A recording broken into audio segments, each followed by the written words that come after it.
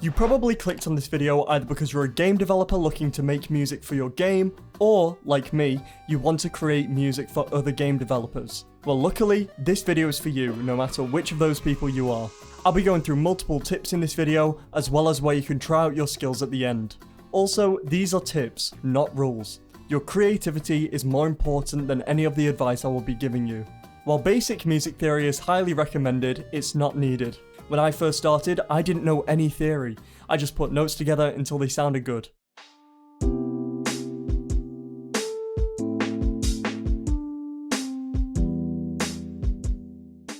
Don't let music theory stop your desire to make music, but if you're willing to learn it, please do. First, we need a DAW, which is a digital audio workstation. I personally use FL Studio, but there are many others out there. Reaper is another good choice. It has a 60-day free trial with no limitations, and you can still use it after the 60 days are up. I'd still recommend buying a license though after the trial is over to support the developers. Most DAWs come with stock instruments, but they aren't always the best sounding ones. Thankfully, there are many third-party plugins available. Do you want something retro?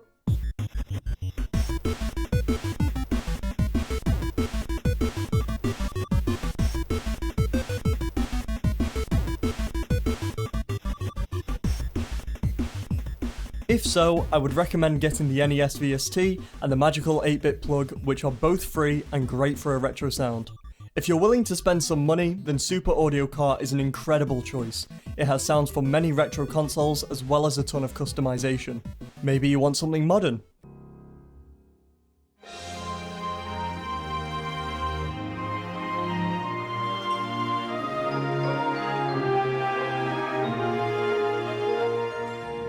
Well, there are many plugins for that. In fact, I will link a spreadsheet to over 500 free plugins that you can look through. Other than that, I can only recommend that you check out videos about free realistic sounding plugins, as this all depends on what instruments you're looking for. And finally, you might be looking for a mix of the two, kind of like Undertale.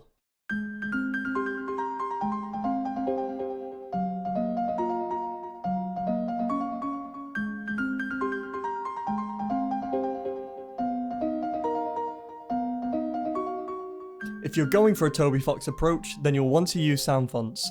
Sound fonts are a collection of sound files that can be played using a sound font player. If you're using FL Studio, then there should be a sound font player built in. Otherwise, you can download S4Zando, which is a third-party sound font player. As for finding sound fonts, you can head to the link in the description for the Musical Artifacts website. You can search games like Earthbound, Undertale, Nintendo, and many more.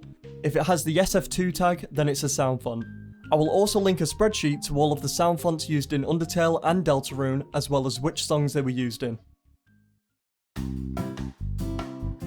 Before we actually start making music, we need to understand the context in which the music will be used.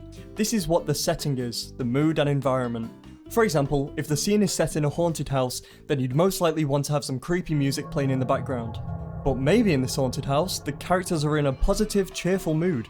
In that case, you could use happier music, but use instruments associated with a haunted house, or apply effects like reverb to make it fit in with the environment. Just do whatever you think works best. Now that we know what direction we want our song to head in, we can actually start making it. So, where do we start? Now, this part is different with many people. Some prefer to start with a melody, others with chords, and some with drums. If you really don't know where to start, then maybe try picking a scale. Trying to figure out where to start introduces so many options and it might be a lot to handle. A scale will reduce the amount of options to choose from, but will make it easier to start writing. Most DAWs will have an option to highlight the notes in the scale you selected, and/or snap the notes to the scale. There's no right or wrong way to begin, but whatever you do, start small. The thought of making an entire song may be overwhelming, so just make the song piece by piece and don't worry about the final composition. The melody is what makes the player remember your song even after they've stopped playing. Now, making a melody involves a lot of trial and error, but I've got a couple of tips that should help you. First is the ABAC writing format. We can cut our melody into 4 sections, A, B, A, and C. The A section is your main melody/theme, which is ideally the most memorable section. The B section is a different melody that adds variation. Then we go back to melody A, and finally, finish off with C, which introduces a new melody. Let me show you an example.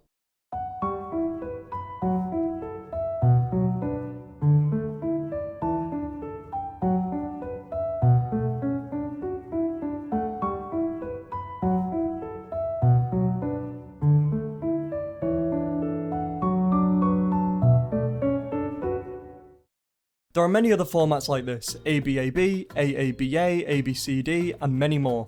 Now, for one of the biggest questions I've heard, how do I know if my melody is good? Ideally, your melody should be singable. By that I mean it shouldn't be overly complex and should be easy to sing or hum. I'm going to show you two examples. Out of melody A and melody B, which is more singable?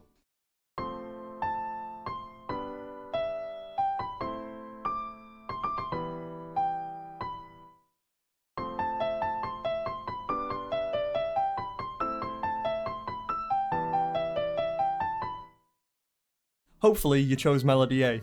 If a melody is too complex, then it will be a lot harder to remember. This last one is a term you've probably heard many times. Leitmotif. A leitmotif is a melody generally associated with a character, place, or thing. Usually it's a character's theme that changes to match the scene's mood, but still connects to the character. Here are some examples of motifs from Undertale.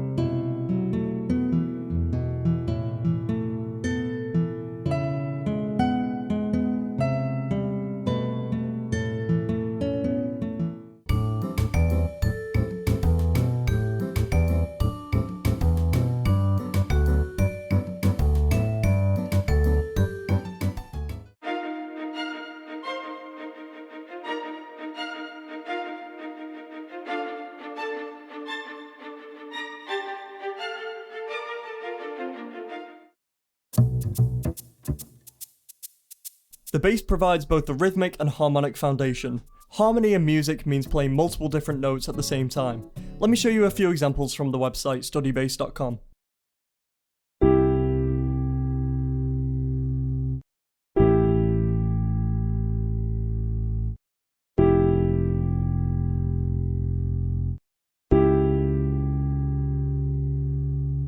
Typically, the bass follows the root note of a chord. The root note is the note in the chord's name. For example, the root note of C major would be C. Here's an extremely basic bass line.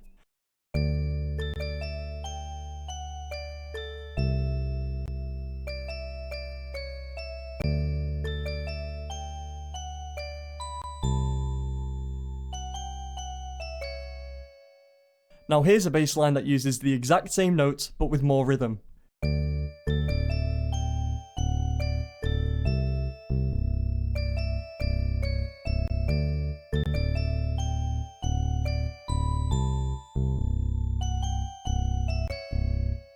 Usually, I figure out the bass notes after I've created my melody, as that's how I build my chords.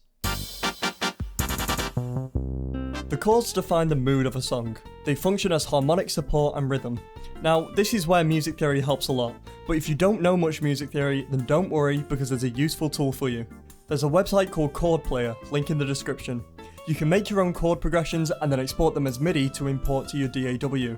I'd advise you not to rely on it though, as learning to build chords yourself is much better and faster in the long run. As I said in the last section, I build my chords off of bass notes, so create a bass line first and then use the Chord Player website to figure out what chords work best for you. If you already know how scales work, then you should be able to build chords by yourself. Here's a chord progression I made built from the bass line.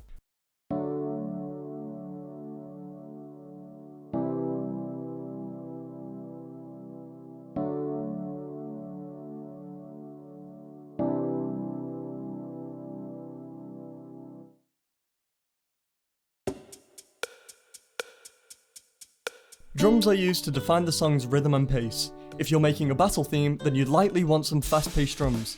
Maybe you're in a jazz bar, then you want some slower, quieter drums with a more complex pattern. Whatever the scene is, you should make sure the drums match it. You may not even need drums. Remember the chord website I showed you? It also has a drum machine. I recommend trying to make a couple of patterns to get used to making drums.